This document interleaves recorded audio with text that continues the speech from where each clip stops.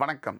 உலகமெங்கிலும் நிறைந்திருக்கும் ஜீ தமிழ் தொலைக்காட்சியின் அன்பு தமிழ் நெஞ்சங்களுக்கு அடியேன் சுபாஷ் பாலகிருஷ்ணனுடைய அன்பான வணக்கங்களும் வாழ்த்துக்களும். இன்றைக்கி என்ன தலைப்பு? நிறைய ஜோதிடர்கள் வந்தாச்சு. ஜாதகத்தை நம்ப மாட்டேன் அப்படின்னு சத்தியம் பண்ணுறவங்களும் ஜாதகத்தை பார்க்க ஆரம்பித்தாச்சு. கடவுள் மேலே எனக்கு நம்பிக்கை இல்லை, ஆனால் இந்த ஜாதகம் எப்படி இருக்குது பார்த்து சொல்லுங்கள் அப்படிங்கிறவங்களும் வந்தாச்சு. இதெல்லாம் மாற்றங்கள். முந்தைய காலத்தில் ஒன்றுன்னா இந்த பக்கம், இல்லைன்னா அந்த பக்கம், ஏதாவது ஒரு இடத்துல இருப்போம். இன்றைக்கி எனக்கு ஜோதிடத்து மேலே நம்பிக்கை இல்லை, ஏதோ கொஞ்சம் நான் பார்ப்பேன் அப்படின்னு பார்ட் டைமாக பார்க்குறவங்களும் வந்தாச்சு.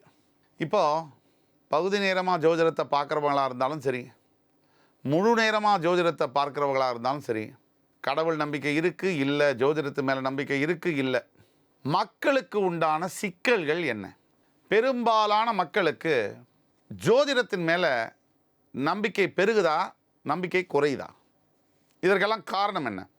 முக்கிய காரணமாக நான் பார்ப்பது, ஒரே ஜாதகத்தில் 10 ஜோதிடர்கள் 10 விதமான பலன்களை சொல்லும் பொழுது வெளியில் இருக்கக்கூடிய மக்களுக்கு அதிர்ச்சியும் ஒரு அவநம்பிக்கையும் ஏற்படுவது என்பது இயல்பு.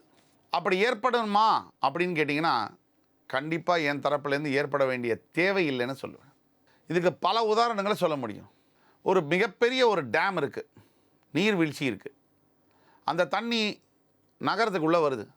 ஒரு சிலர் அந்த தண்ணியை தொழிற்சாலைக்கு பயன்படுத்துகிறாங்க, ஒரு சிலர் அந்த தண்ணிக்கு வீட்டுக்கு உபயோகப்படுத்துகிறாங்க, ஒரு சிலர் அந்த தண்ணியை தோப்புக்கு தண்ணி விட பயன்படுத்துகிறாங்க, விவசாயத்துக்கு பயன்படுத்துகிறாங்க. இப்படி ஒரே தண்ணி தான் பல வகைகளில் பயன்படுத்தப்படுகிறது. அதே மாதிரி தான் ஜோதிடமும். ஒரே ஜோதிடம், ஒரே கலை தான்.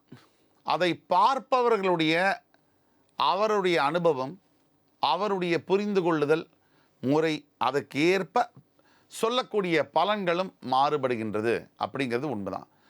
அனைத்து நபரும் சொல்லக்கூடிய பலன்களில் ஏற்ற இறக்கங்கள் இருக்கலாம். இது எல்லா தொழில்களிலும் எல்லா கலைகளிலும் இருக்குது.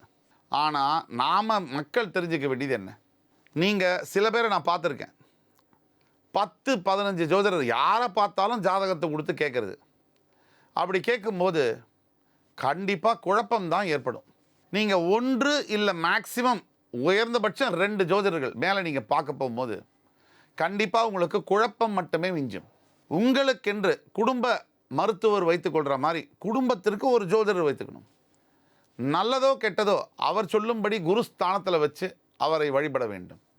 அவர் சொல்லுகின்ற பாதையை ஏற்றுக்கொள்ள வேண்டும். அது உங்களுக்கு பிடிச்சிருக்கோ பிடிக்கலையோ. பெரும்பாலான மக்கள் எனக்கு பிடிச்ச மாதிரி ஜோதிடர் சொல்லணும், அது சொல்லலைன்னா எனக்கு அந்த ஜோதிடர் தேவையில்லை. இந்த மாதிரி ஒரு எண்ணங்கள் இருக்கிறவங்களுக்கு ஜோதிடமே தேவையில்லை. ஜோதிடம் என்பது நமக்கு பிடித்ததை சொல்வது அல்ல, நமக்கு இருக்கிறது என்ன அதை அருமையான முறையில் ஏற்றுக்கொள்ளும்படியான வகையில் சொல்லக்கூடியது. இதுதான் ஜோதிடம். ஆக பொதுமக்கள் பல்வேறு ஜோதிடர்கள் ஒரே விஷயத்தில் பல்வேறு முடிவுகளை சொல்லுகிறார்களே, இதை பற்றி நான் என்ன நினைப்பது, குழப்பமாக இருக்குது அப்படிங்கிறது குழப்பமடைய தேவையில்லை. மருத்துவர்கள் எடுத்துக்கிட்டிங்கன்னா தலைவலிக்கு 10 டாக்டர் 10 விதமான மருந்துகள் தராங்க, 10 ஆஸ்பத்திரியில் 10 வகையான ட்ரீட்மெண்ட்டை பார்க்குறாங்க. இதை மாதிரி எல்லா தொழிலையும் இது இருக்கத்தான் செய்யுது. இதை பெரும்பாலும் நான் நியாயப்படுத்தலை, ஆனால் இது யதார்த்தம். அதனால் மக்கள் புரிஞ்சு கொள்ள வேண்டியது, பார்த்த இடத்துலலாம் ஜாதகத்தை கொண்டு போய் காமிக்கிறது அப்படிங்கிற பழக்கத்தை நிறுத்தி 1 2 இல்லை மனசுக்கு உங்களுக்கு ரொம்ப பிடிச்சிருந்ததுன்னா 3வது, இதுக்கு மேற்பட்டு நிறைய ஜோதிடர்கள்ட்ட போய் நீங்கள் காமிச்சு பண்ணிங்கன்னா குழப்பமே மிஞ்சும்.